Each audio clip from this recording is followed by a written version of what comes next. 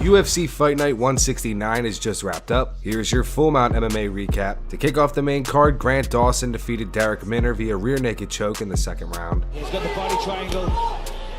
Nice work by Grant Dawson here. Oh, he's just going to back and there's the attack. Grant Dawson gets it done in round 2. Megan Anderson defeated Norma Dumont via KO in the first round. Anderson believes she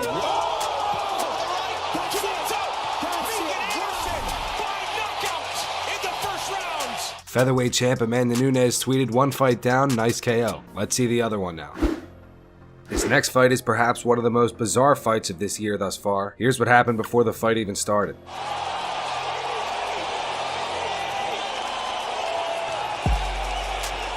Magomed Ankalaev defeated Cutelaba via first round TKO. Cutelaba still on his feet. Wow. 3 head kicks in a row. He's out on his feet. Wow. He stops it and Cutelaba disagrees. Kevin McDonald stepped in. Ariel Helwani reacted saying that was an atrocious stoppage. Ron Okamoto says yikes. Ray Borg says, wow, I think that guy was playing possum and it backfired. Dan Hardy says that's a bad one. And Francis Ngannou tweeted, the referee called this one wrong. Hashtag this sucks. Felicia Spencer defeated Zarah Fairn via first round TKO. They're trying to do just enough to stay out of it. That's it. That's the right call. Perhaps your featherweight challenger is Felicia Spencer. Amanda Nunes reacted saying, I like both winners tonight. Now it's up to Dana White. I'm ready for either. And for the main event, Deiveson Figueiredo defeated Benavidez via TKO in the second round. He smells the blood and just says, good night.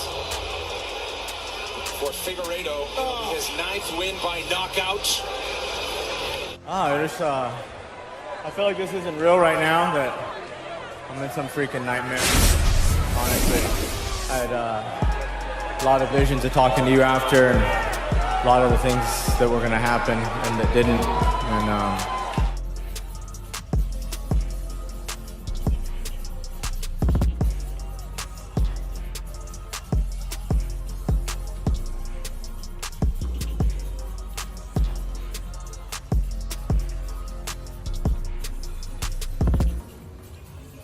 Prior to tonight's fight, Conor McGregor tweeted, excited for UFC tonight, wishing Benavidez and his wife Megan O'Leary a big good luck in their quest for UFC gold tonight. Good luck, guys. Hashtag Let's Go Joe. Ariel Helwani tweeted, just give the belt back to Cejudo and book him versus Figueiredo in Brazil in May. Who says no? Tatiana Suarez says, sit down, you didn't make the weight, homie. Mac Malley tweeted a picture of Thanos and says, Dana White looking at the flyweight division. Aljamain Sterling tweeted, that sucks. And Henry Cejudo reacted by posting this photo. He says, it's all my gold. Hashtag and still.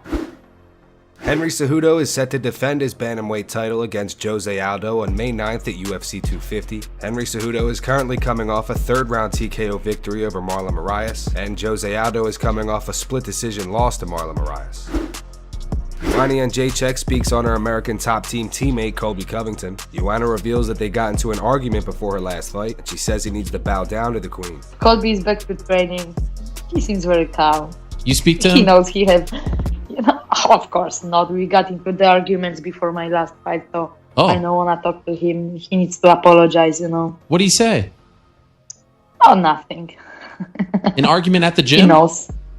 He has to bow down, to the queen and say sorry. Oh my gosh. I don't care. Like, the guys should respect. We should respect each other. This is what we do at ATT, and it's an amazing place. We have just more and more people coming from all over the world, and we are helping each other. We all respect each other. You don't have to love all the people, but somehow we are teammates, and we have to support each other, and the number, Richie, who is the manager, and all the coaches that are putting tons of work to keep it like a family, keeping good structure, and Colby should be more respectful to his teammates and women, in general, He should learn how to say hi, sorry, I apologize, but he's getting there.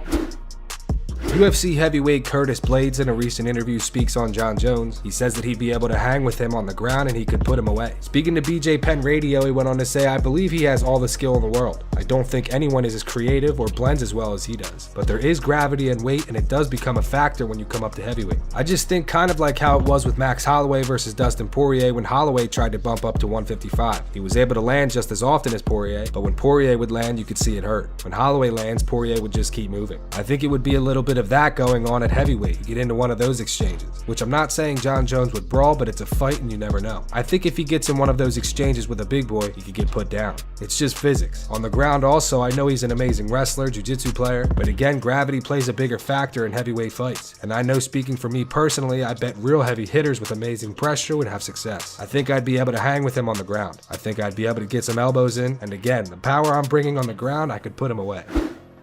Anthony Smith on Sirius XM speaks on the future of the light heavyweight division. If I had to guess, and again, you never know what's going to happen. Jon Jones is a weird dude. He may just completely switch it up on all of us. I would imagine we're going to see Jon Jones versus Dominic Reyes. I would imagine that's Jon Jones' next fight. Thiago Santos is going to get no love on his last little post and being mad about it, and he's going to end up having to fight somebody else. He has to. He doesn't really have a choice. And then there's me at number 3. I'm fighting Glover, which actually leaves me in a pretty good spot. I would imagine Blachowicz isn't going to fight anybody else, obviously, before I fight, and I would be shocked if they didn't try to push me and Blachowicz to have to fight, which kind of sucks because I was hoping I could get, 1, maybe 2 wins and start getting into those talks, but these guys are showing up and they're coming up. So like your Santos's, your Reyes's, Jan, I'm going to have to fight more. So that's what I would guess, is that I beat Glover, then I'm going to have to fight Blachowicz, and then I would imagine Thiago Santos fights Corey Anderson, because Thiago's not going to be ready for a while. Corey's going to want to take some time off, I would guess, and maybe beginning of the summer, I could see Corey and Thiago. I don't know if Corey Anderson takes that fight though. If you're having problems with your chin and your ability to absorb damage, Thiago Santos is the last damn guy in the world you want to see standing across from you in the octagon. I'd love to see Volkan fight Alexander Gustafsson. If Gus is actually going to come back, I'd love to see that. I think that that's a really well-matched fight. I think Volkan deserves a name like that. He's been doing some really big things. I'm really, really happy for that guy. And then you got Rakic, Johnny Walker, some of these guys at the bottom, they're kind of doing their own thing, but we're kind of jumbled up here at the top with Damian Cormier stuck right there in the middle. I know Thiago's pissed, but enough time has passed and John has already fought. You're not going to get an immediate title shot, a rematch. Now, because of the Reyes thing, no one's talking about Thiago Santos anymore. I would guess they're going to push Thiago Santos to fight Corey Anderson whenever Thiago's ready. And I think that that's a good progression for Thiago. And if Corey Anderson really wants to win a world championship and he really wants to do what it's going to take to get to the top, that's the shit that I was talking about when I've been talking about Corey Anderson. I'm not always just going to throw him under the bus, but this is what I'm talking about. You have to take that fight, because I guarantee that's what they're going to offer. That's how you move your way up. You got to take the one that nobody else wants. If I beat Glover and Thiago Santos is ready, then we can run that rematch back, because the UFC wants that one bad. It doesn't matter to me, but it helps to fight someone like Jan versus someone like Thiago, because Blachowicz is coming off a big win. And Michael Bisping on the Believe You Me podcast speaks on his conversation with Corey Anderson after his loss to Jan Blachowicz. He also speaks on the potential fight between Dominic Reyes and Thiago Santos. Corey Anderson, absolute gentleman in defeat, because he came to the weighing show, and then when you're doing the weighing shows, you got to make predictions, and he was going to be a guest, and he was sitting right there just off camera, but I knew he was there, and he was coming on in the next segment, and we had to give our predictions right in front of him. And Chiesa predicts Corey Anderson to win, but I thought Blachowicz was going to get it done, and on top of that, he's Polish. I've got Polish heritage, a lot of Polish family, so we got to stick together. And I picked Jan Blachowicz, and Corey was like, "You motherfucker," in a joking way. I'm like, "Listen, man, may the best man win." And then afterwards, as I was walking into the hotel when I got back, he was sitting there. He was leaning up against the wall with his girlfriend or wife, and just relaxing after the event before he went to bed. And he's like, "Hey, Mike, you were right, weren't you? You picked him to win."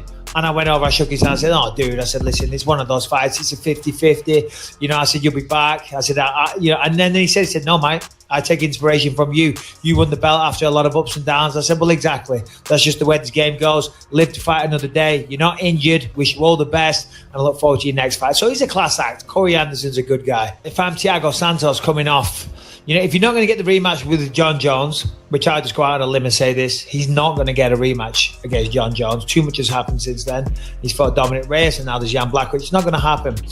fighting a guy like Reyes, it's very dangerous, and it's very dangerous for Reyes as well.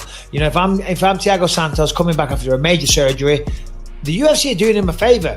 They should give him someone outside the top 10. Give him ability to come back, get rid of that ring rust, get the body back to 100%, get a good knockout on your resume, get that feeling, get that swag, that confidence back, and then get another knockout, and you're riding conversation for another shot at John. You know, when whatever scenario plays out. But anyway, only time will tell. That's going to wrap it up for the news. Thank you so much for watching. If you enjoyed the video, be sure to drop a like down below and subscribe to Full Mount MMA on YouTube. Here are the 3 top comments from last video. These comments are in reference to Tyson Fury versus Deontay Wilder. The first one's from Boosted Tiger, and it says, "OGs, remember the name Planet MMA. I'm so glad Tyson won this fight. He settled his legacy as one of the best heavyweight boxers of all time." The second one's from Nick M, and it says, "Fury would murder Miocic in a boxing match." And the final one is in reference to Jorge Masvidal saying that he's 5% body fat when he cuts to welterweight. It says, "LMAO, Jorge is not 5% body fat at 170. Those were the 3 top comments from last video. If you want to be featured in the next video, be sure to drop a comment down below on this one.